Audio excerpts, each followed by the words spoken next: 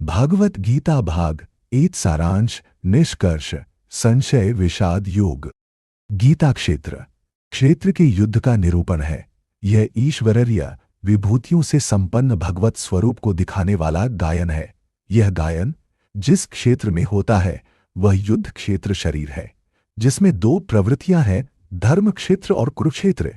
उन सेनाओं का स्वरूप और उनमें बल का आधार बताया। शंख ध्वनि से उनके पराक्रम की जानकारी मिली।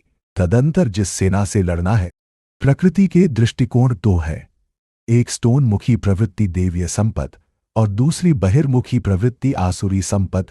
दोनों प्रवृत्ति ही है, एक ईष्ट ओर सम्मुख करती है, परम धर्म परमात्मा की ओर ले जाती है, और दूसरी प्रकृति में विश्वास दिलाती है। पहली देवीय संपद को साध कर आसुरी संपद को। अर्जुन को सैन्य निरीक्षण में अपना परिवार ही दिखाई पड़ता है। जिसे मारना है, जहां तक संबंध है उतना ही जगत है। अनुराग के प्रथम चरण में पारिवारिक मोह बाधक बनता है। साधक जब देखता है कि मधुर संबंधों में इतना विच्छेद हो जाएगा जैसे वे थे ही नहीं, तो उसे घबराहट होने लगती है। स्वजा शक्ति को मरने में उसे अकल्याण दिखाई देने लगता है। वह अप्रचलित रूढ़ियों में अपना कल्याण ढूंढने लगता है। अर्जुन अपनी समझ से सनातन धर्म की रक्षा के लिए विकल है। उसने श्री कृष्ण से अनुरोध किया कि हम लोग समझदार होकर के भी यह महान पाप क्यों करें। अर्थात श्री कृष्ण भी पाप करने जा रहे हैं। पाप से बचने के लिए मैं युद्ध नहीं करूंगा, ऐसा कहता हुआ हवास अर्जुन रथ के पिछले भाग में बैठ गया। क्षेत्र के संघर्ष से पीछे हट गया। टीकाकारों ने इस अध्याय को अर्जुन का विषनाग्य योग कहा है। अर्जुन अनुराग का प्रतीक है। सनातन धर्म के लिए विकल होने वाले अनुरागी का विषाद योग का कारण बनता है। यही विषाद मनु को हुआ था। संशय मैं पढ़कर ही मनुष्य विषाद करता है। उसे संदेह था कि वरुण शंकर पैदा होगा जो नरक में ले जाएगा। सनातन धर्म के नष्ट होने का विषाद था। अतः संशय विषाद योग सामान्य नामकरण इस अध्याय। भागवत गीता भाग 2 सारांश निष्कर्ष कर्म जिज्ञासा। प्रायः कुछ लोग कहते हैं कि दूसरे अध्याय में गीता पूरी हो गई, किंतु केवल कर्म का नाम मात्र लेने से कर्म पूरा हो जाता हो, तब तो गीता का समापन माना जा सकता है। इस अध्याय में योगेश्वर श्री कृष्ण ने यही बताया है कि अर्जुन निष्काम कर्म के विषय में सुन, जिसे जानकर तू संसार बंधन से छूट जाएगा। कर्म करने में तेरा अधिकार है, फल में कभी नहीं। कर्म करने में तेरी असरदा भी न हो, निरंतर करने में तेरी असरदा।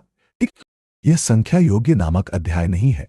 यह नाम शास्त्रकार का नहीं, अपितु टीकाकारों की देन है। वे अपनी बुद्धि के अनुसार ही ग्रहण करते हैं, तो आश्चर्य क्या है।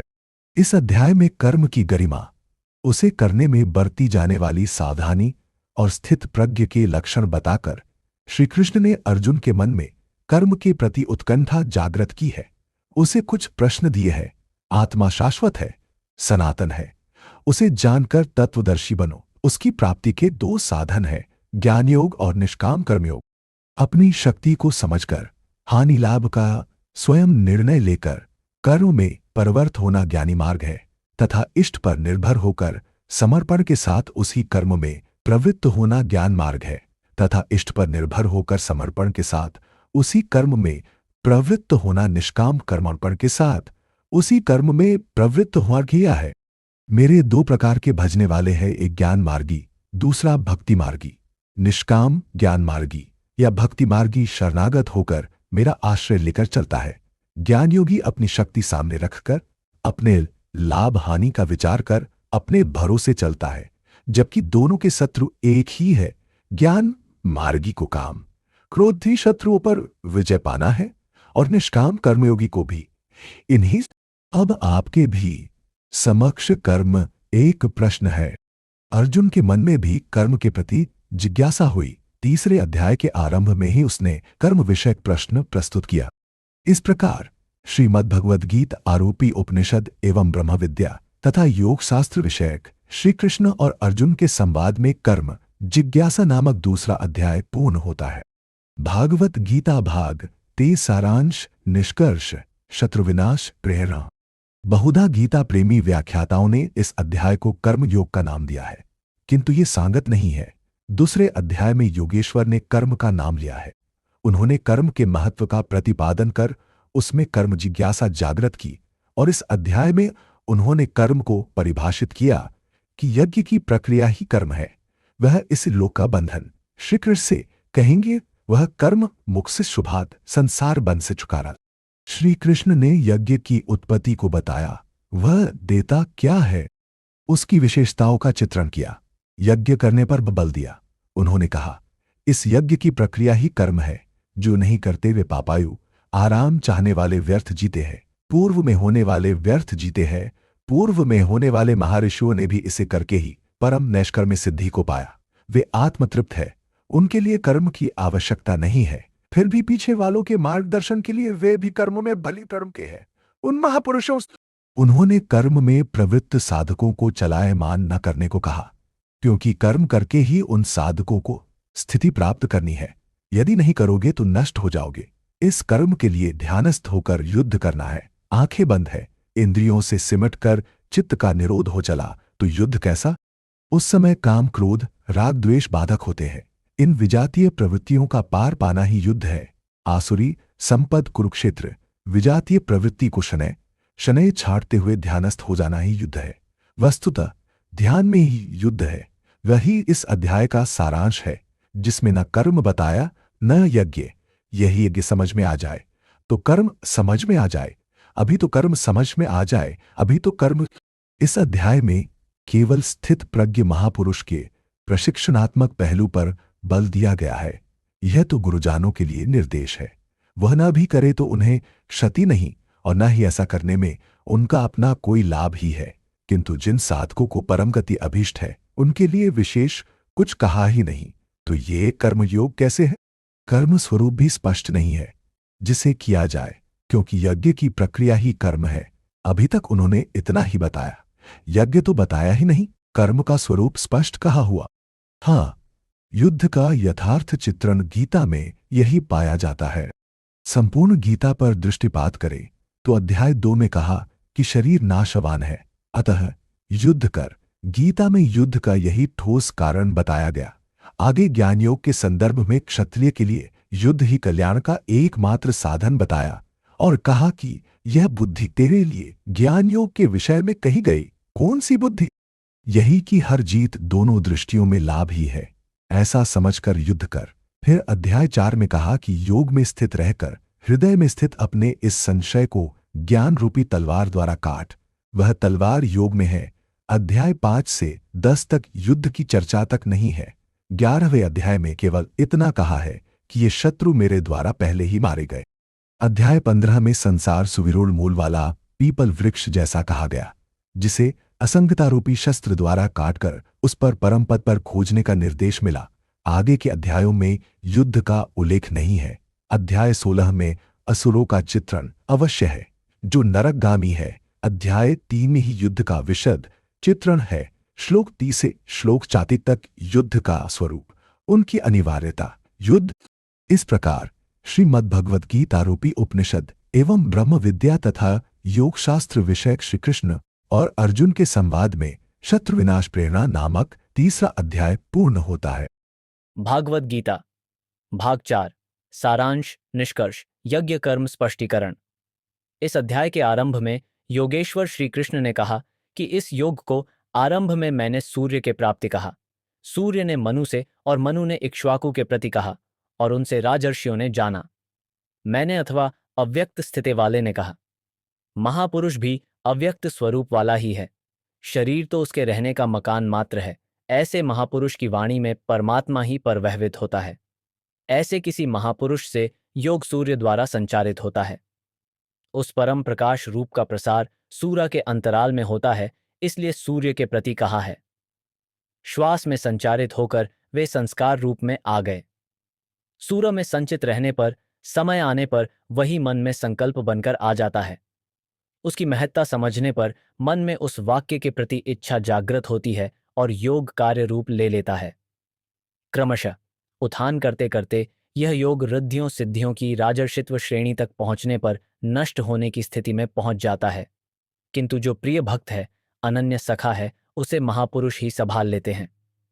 अर्जुन के प्रश्न करने पर कि आपका जन्म तो अब हुआ है, योगेश्वर श्री कृष्ण ने बताया, अव्यक्त, अविनाशी, अजन्मा और संपूर्ण भूतों में प्रवाहित होने पर भी आत्म माया, योग प्रक्रिया द्वारा अपनी त्रिगुणमयी प्रकृति को वश में करके मैं प्रकट होता हूं। प्रकट होके करते क्या है?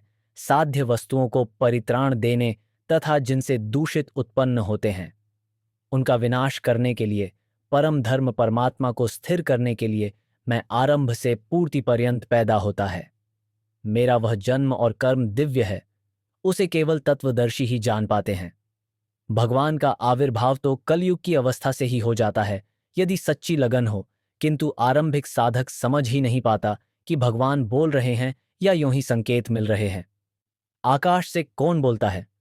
महाराज जी बताते थे कि जब भगवान कृपा करते हैं, आत्मा से रथी हो जाते हैं, तो खंबे से, वृक्ष से, पत्ते से, शून्य से, हर सना से बोलते और संभालते हैं। उत्थान होते होते जब परम तत्व परमात्मा विदित हो जाए, तभी स्पर्श के साथ ही वह स्पष्ट समझ पाता है।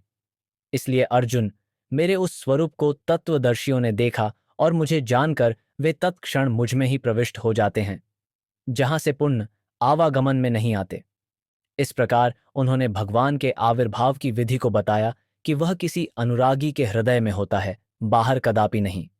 श्री कृष्ण ने बताया, मुझे कर्म नहीं बांधते, और इस स्तर से जो जानता है उसे भी कर्म नहीं बांधते।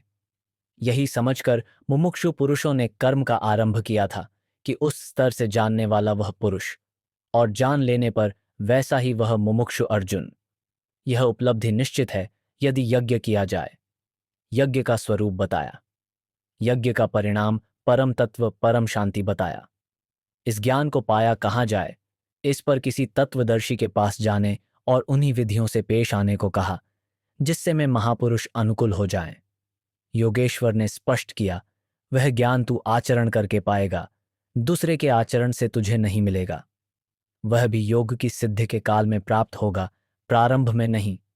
वह ज्ञान साक्षात्कार हृदय देश में होगा, बाहर नहीं। श्रद्धालु, तत्पर, संयतेंद्रिय एवं संशय रहित पुरुष से ही प्राप्त करता है। अतः हृदय में स्थित अपने संशय को वैराग्य की तलवार से काट। यह हृदय देश की लड़ाई है, बाह्य युद्ध से गीतोक्त युद्ध का कोई प्रयोजन नहीं है। इस अध्याय योगेश्वर श्री कृष्ण ने मुख्य रूप से यज्ञ का स्वरूप स्पष्ट किया और बताया कि यज्ञ जिससे पूरा होता है उसे करने कार्य प्रणाली का नाम कर्म है। कर्म को भली प्रकार इसी अध्याय में स्पष्ट किया। अतः इस प्रकार श्रीमद्भगवद गीता रूपी उपनिषद एवं ब्रह्म विद्या तथा योग शास्त्र विषयक श्री कृष्ण और अर्जुन के संवाद में यज्ञ कर्म स्पष्टीकरण नामक चौथा अध्याय पूर्ण होता है। भागवत गीता भाग 5 सारांश निष्कर्ष यज्ञ भोक्ता महापुरुषस्थ महेश्वर। इस अध्याय के आरंभ में अर्जुन ने प्रश्न किया कि कभी तो आप निष्कर्म कर्मयोग की प्रशंसा करते हैं और कभी आप संन्यास मार्ग से कर्म करने की प्रशंसा करते हैं। अतः दोनों में एक को जो आपने सुनिश्चित किया हो, परम कल्याणकारी हो, उसे कहिए। श्री कृष्ण ने बताया, अर्जुन परम कल्याण तो दोनों में है, दोनों में वही निर्धारित यज्ञ की क्रिया ही की जाती है, फिर भी निष्काम कर्मयोग विशेष है। बिना इसे किए संन्यास शुभाशुभ कर्मों का अंत नहीं होता। संन्यास मार्ग नहीं, मंजिल का नाम है। योग युक्त ही सन्यासी योग युक्त के लक्षण बताए कि वही प्रभु है। वह न कुछ करता है न कुछ करता है, बल्कि स्वभाव में प्रकृति के दबाव के अनुरूप लोग व्यस्त हैं। जो साक्षात मुझे जान लेता है वही जाता है, वही पंडित है। यज्ञ के परिणाम में लोग मुझे जानते हैं। श्वास प्रश्वास का जप और यज्ञ तप जिसमें विलय होते हैं, मैं ही हूं, अर्थात श्री कृष्ण जैसा महापुरुष जैसा स्वरूप उस प्राप्ति वाले को भी मिलता है। वह भी ईश्वरों का ईश्वर, आत्मा का भी आत्मस्वरूपमय हो जाता है, उस परमात्मा के साथ एक ही भाव पा लेता है। एक होने में जन्म चाहे जितने लगे। इस अध्याय में स्पष्ट किया कि यज्ञ तपों का भोक्ता महापुरुषों के भी रहने वाली शक्ति महेश्वर है।